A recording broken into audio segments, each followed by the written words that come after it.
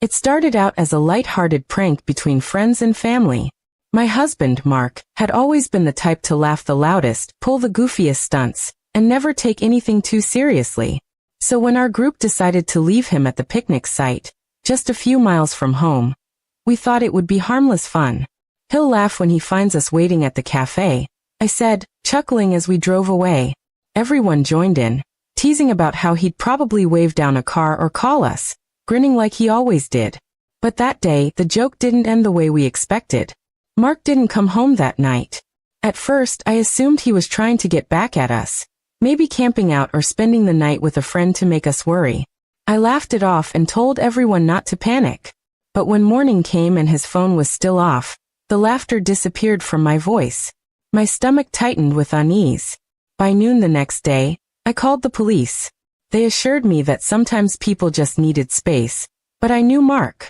For all his silly behavior, he'd never leave me hanging like this.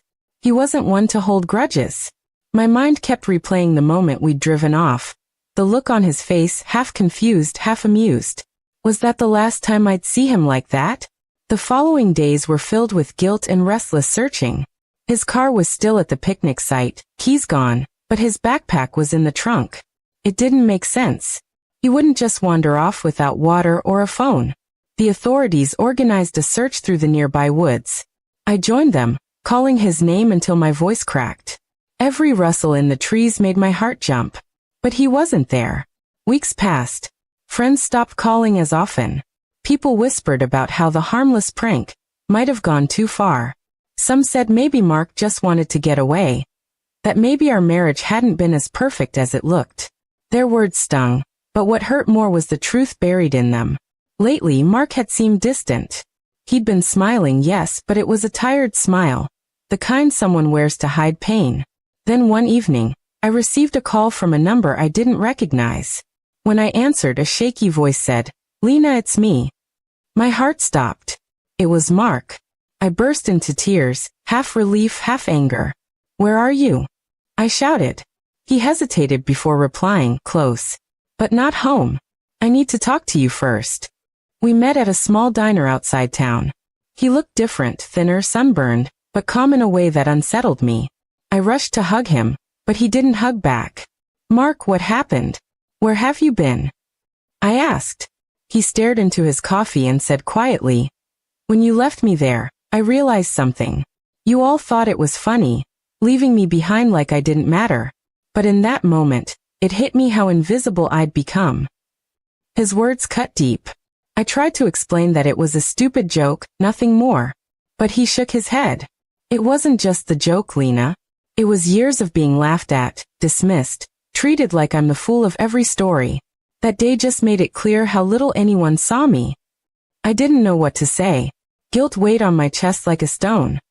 He told me he'd walked for miles, ended up at a small cabin owned by an old friend, and stayed there to think. I needed to figure out if going back even made sense, he admitted. But then I thought about how much I still love you. That's why I came back, not for the joke to end, but to start over. I cried, apologizing over and over, but Mark just looked tired. "You can't undo what happened," he said softly. "But maybe we can learn from it." We drove home that night in silence. I kept glancing at him, afraid he'd disappear again. Back at home, everything looked the same. The couch, the framed photos, his half-read book on the shelf. Yet something between us had shifted. He unpacked his bag quietly, then went to the backyard where he used to joke about building a fire pit. He stood there for a long time, staring into the distance.